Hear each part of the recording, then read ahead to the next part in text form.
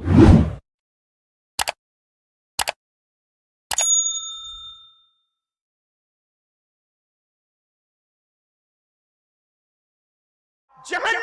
کے آگ کے درختوں پہ الٹے لٹکے ہوئے لوگوں کو جب ہم نے دیکھا، پوچھا جبریل یہ کون لوگ ہیں؟ جبریل امین نے عرض کی یا رسول اللہ یہ ماں باپ کے نافرمان لوگ ہیں، یہ ماں باپ کے گستاخ لوگ ہیں، ماں باپ کے غدار ہیں۔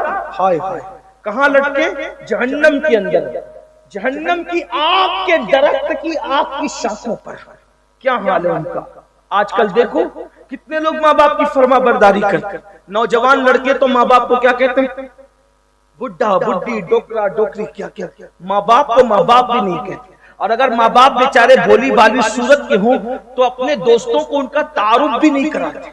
میں نے میرے ایک دوست کو سنا، جب اسکول پڑھنے کا دور تھا، طالب علم تو ابھی بھی ہوں، اسکول پڑھتے تھے، تو اتفاق ایسا ہوا کہ چند دوست اس کے برتھ ڈے کے موقع پر اس کے گھر گئے۔ ایک بڈھا بیٹھا ہوا تھا، بڑے میاں، ایک دم میلے کچیلے سے کپڑے پہن کر۔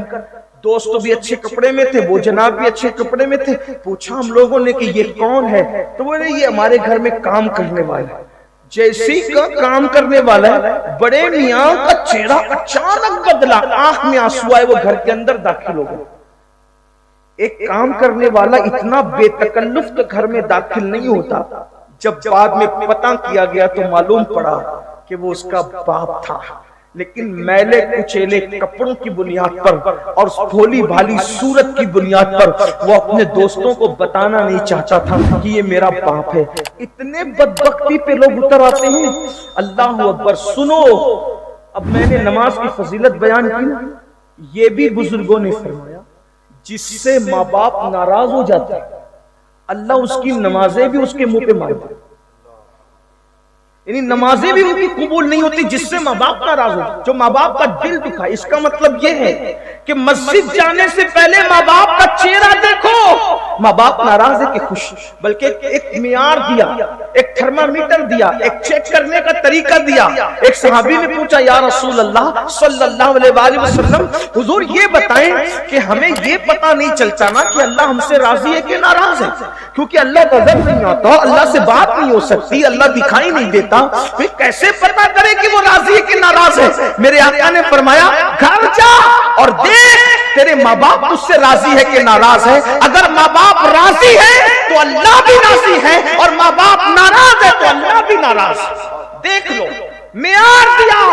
اور آج کل کے نوجوان بچے خاص طور پہ پسند کی شادی کے معاملے کو لے کر، اور بیٹیاں خاص طور پہ ماں باپ کا بہت دل دکھا رہے، ماں باپ کو بہت تکلیف پہنچ۔ میں سمجھتا ہوں کہ 60% لڑکے اور لڑکیوں کا مسئلہ ہے کہ وہ پسند کی شادی کے معاملے میں ماں باپ کا دل دکھاتے، ناراض کرتے۔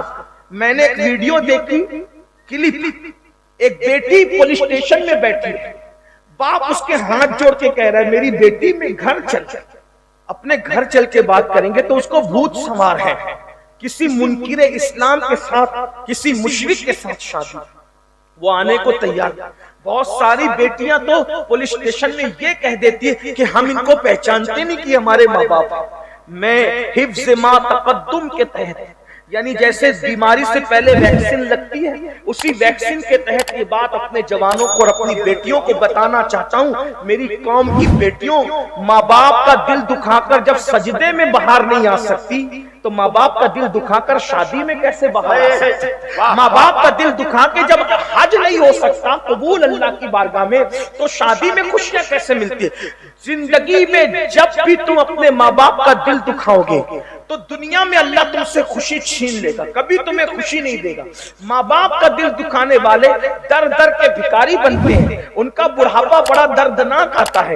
ماں باپ کا دل دکھانے والا کبھی کسی سے راحت نہیں پاتا، کبھی کسی سے سکون نہیں پاتا۔ یاد رکھنا، سب لٹانا پڑے لٹا دو، مگر کبھی ماں باپ کا دل مت دکھانا، اس لیے کہ جو ماں باپ کا دل دکھاتا ہے اللہ اس کو دنیا ہی میں ذلیل کر کے ذلت کی موت عطا کرتا ہے. اور یہ بھی سن لو جو ماں باپ کا دل دکھاتا ہے مرتے وقت اس کی زبان پہ کبھی کلمہ طیبہ جاری نہیں ہوتا. ہم تو دیکھ رہے ہیں نا اس دنیا میں روزانہ الگ شہر جاتے ہیں, ہزاروں لوگوں سے ملاقات ہوتی ہے, مگر اللہ اکبر بڑی معذرت کے ساتھ دنیا دار تو دنیا دار, کچھ لوگ دیندار کہلا کر بھی آج ماں باپ کی وہ عزت نہیں کر پا رہے ہیں جیسی عزت کرنے کا ان کا حق تھا. کچھ لوگ کیا سمجھتے ہیں روٹی کپڑا مکان ماں باپ کو دے دو بہت بڑا تیر مار لیا. یاد رکھنا صرف روٹی کپڑا مکان دینے پر ماں باپ کا حق ادا نہیں ہوتا. اللہ اکبر, یاد رکھنا ماں باپ کو جب تک اپنا آقا نہ مانو دل سے اور خود کو ان کا غلام نہ مانو اس وقت تک بات نہیں بنتی. امام اہل سنت سیدی اعلی حضرت جن کے مسلک کا ہم نعرہ لگاتے ہیں, جن کا نام ہمارے مسلک کی پہچان ہے, حقانیت کی پہچان ہے, وہ امام اہل سنت اعلی حضرت رحمت اللہ علیہ لکھتے ہیں کہ جب اپنے ماں باپ سے بات کرنے کا وقت آئے, ابھی صرف بات کی بات ہو رہی, بات کرنے کا وقت آئے تو ڈائریکٹ مت بات شروع کیا کرو. فرماتے پہلے ان سے اجازت لیا کرو کہ ہم تم سے بات کر سکتے ہیں. کتنی مقدس ہستیاں یہ, بڑی معذرت کے ساتھ بھائیوں, سب کے آگے ہاتھ باندھ کے کھڑے رہنے والوں, کبھی ماں باپ کے آگے بھی ہاتھ باندھ کے کھڑے رہتے ہو؟ وہاں تو سینہ تان کے کھڑے رہتے ہو, وہاں تو آنکھیں بڑی بڑی کرتے ہو, ان کو ڈانٹتے ہو. جو